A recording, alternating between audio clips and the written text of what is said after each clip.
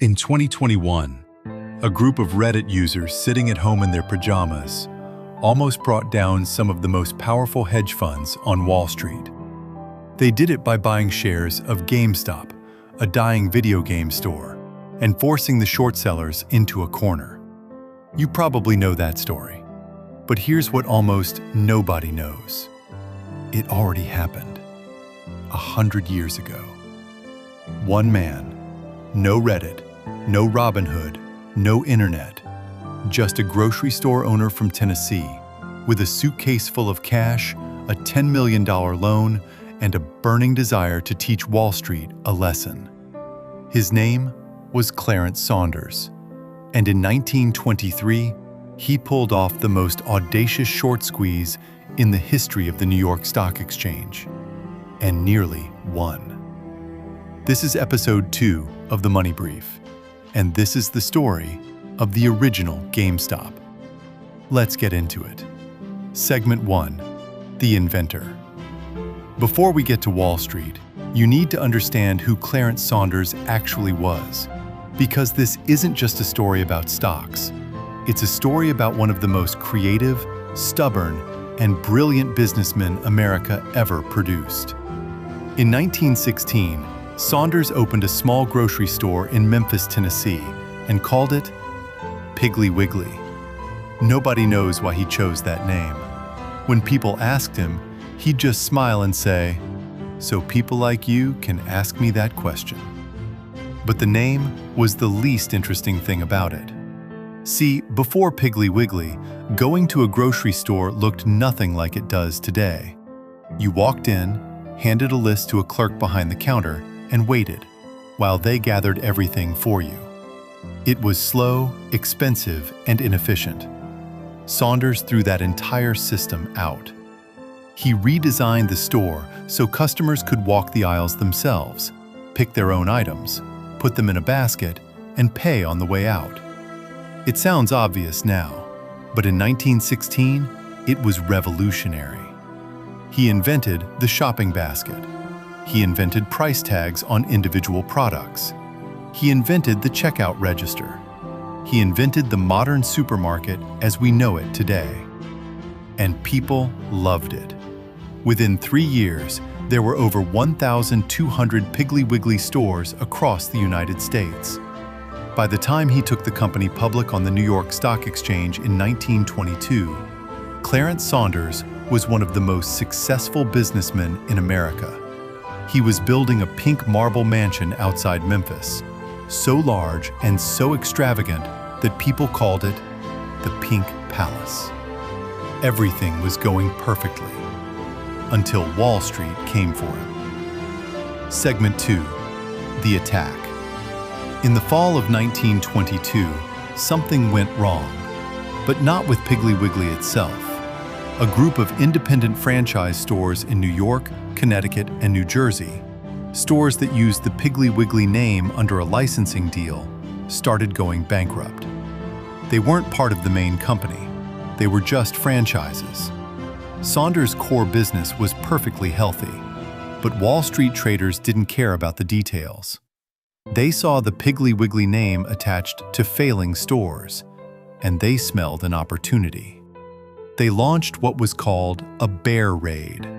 A group of short sellers, wealthy, well-connected Wall Street insiders, started spreading rumors that the entire Piggly Wiggly Corporation was in trouble. Then, they shorted the stock, betting the price would fall. Within a week, Piggly Wiggly stock dropped from $50 to $40 a share. When Clarence Saunders heard about it back in Memphis, he was furious. His company was fine. His stores were full. His profits were growing. And yet these men in New York, men who had never built a single thing in their lives, were making money by destroying his reputation. He made a decision that would change everything. He announced publicly that he would beat the Wall Street professionals at their own game. He had never bought a single stock before in his life. He didn't care. Segment 3, The Plan. Saunders borrowed $10 million from a group of Southern bankers. He stuffed the cash into suitcases, boarded a private train to New York with 4 armed guards, and arrived on Wall Street like a man going to war. The New York Daily News warned Wall Street to put locks on its safes because Clarence was in town with the open and avowed purpose of teaching New York the financial game. Now, before we go further, let me explain exactly what Saunders was planning, because once you understand this, everything that follows hits completely differently. Imagine you borrow your friend's rare sneakers, sell them for $200, and plan to buy them back on eBay for $100 later, pocketing the difference. That's shorting a stock, simple enough. But now imagine the sneakers suddenly become worth $500, and there are none left anywhere on eBay. Now you have to pay whatever the seller demands. You are completely trapped. That's a short squeeze. That was Saunders' plan. He hired a team of brokers to start buying every single Piggly Wiggly share on the market, and his chief strategist was Jesse Livermore himself, the very man we covered in episode 1, the greatest speculator who ever lived, working for a grocery man from Memphis. On the first day, they bought 30,000 shares. Within a week, Saunders owned more than half of all Piggly Wiggly stock. The price climbed from $40 to $60, then kept going. Wall Street started to realize what was happening. A country grocery man from Memphis was cornering the market right under their noses. By March 1923, Saunders owned 99% of the entire company. The trap was set. Segment 4, The Squeeze. On the morning of March 20th, 1923, Clarence Saunders sprung his trap. He called in all the shares he had lent to short sellers, demanding immediate delivery.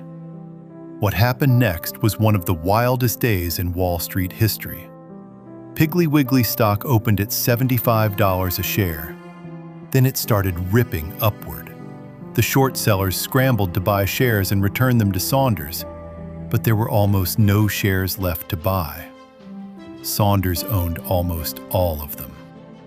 The price hit $90, then $100, then $105. By noon, it had reached $124 a share. The short sellers were cornered. They had until the next morning to deliver their shares or face massive losses.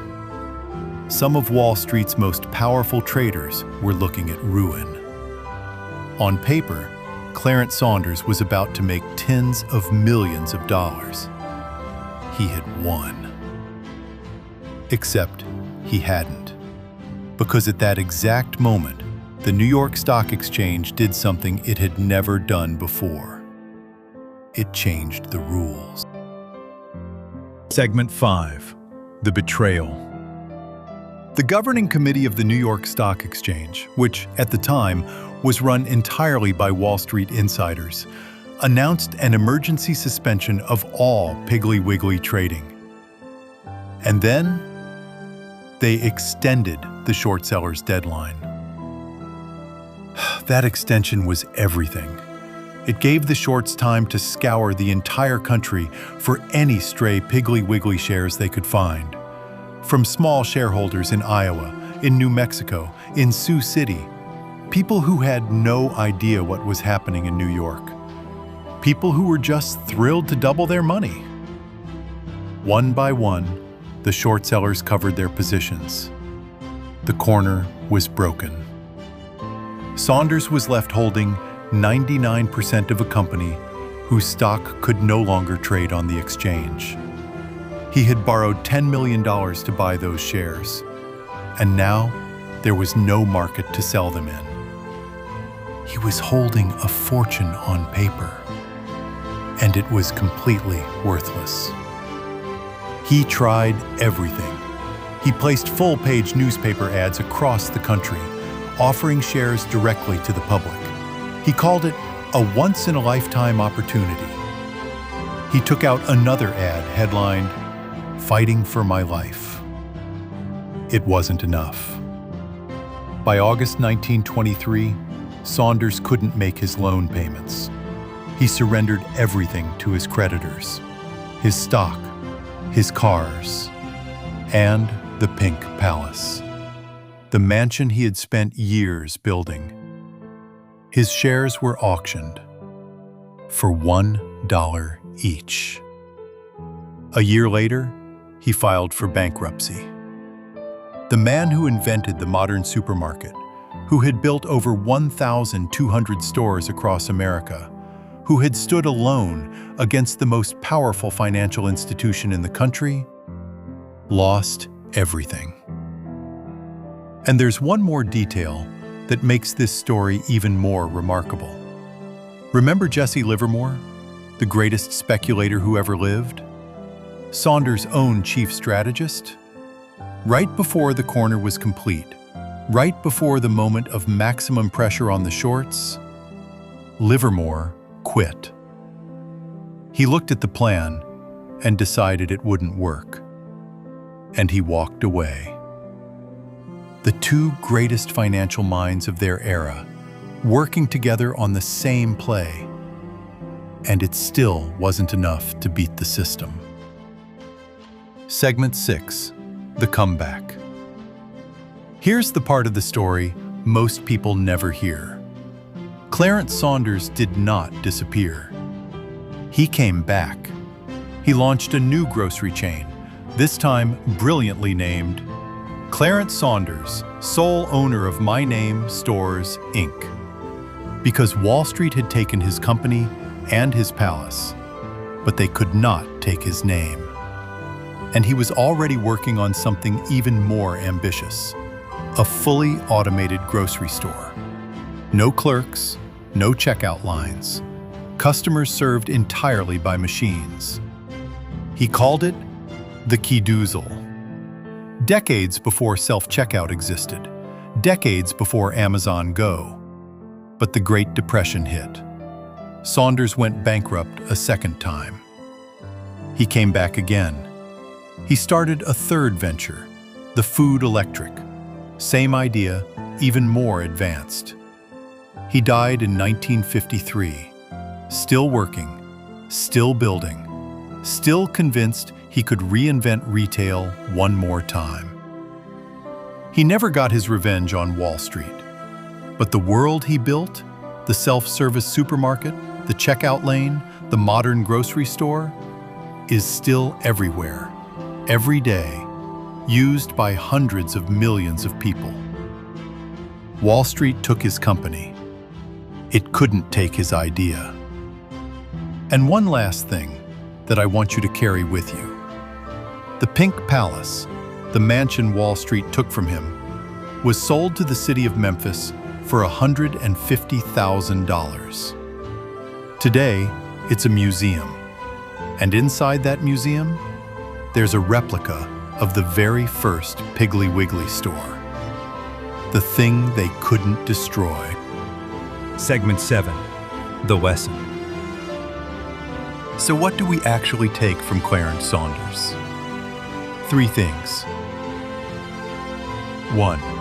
The rules of the game can change mid-game, and they often change to protect the people who made the rules. In 1923, the NYSE sided with its own members against an outsider. In 2021, Robinhood shut down GameStop trading at the exact moment retail traders were winning. The pattern repeats. When you threaten the establishment badly enough, the establishment finds a way to change the terms. 2. Anger is not a strategy. Saunders was right. He had been wronged. But he borrowed $10 million and bet everything on revenge, against people who had more resources, more connections, and control of the very exchange he was trading on. His cause was just, his plan was brilliant, but the execution was built on emotion, and emotion is expensive. 3. The best revenge is building something the world can't ignore. Clarence Saunders lost his company, his mansion, and his fortune. But every time you walk into a grocery store, grab a basket, pick your own products, and check out at the register. You're standing inside his idea. That's a legacy Wall Street couldn't touch.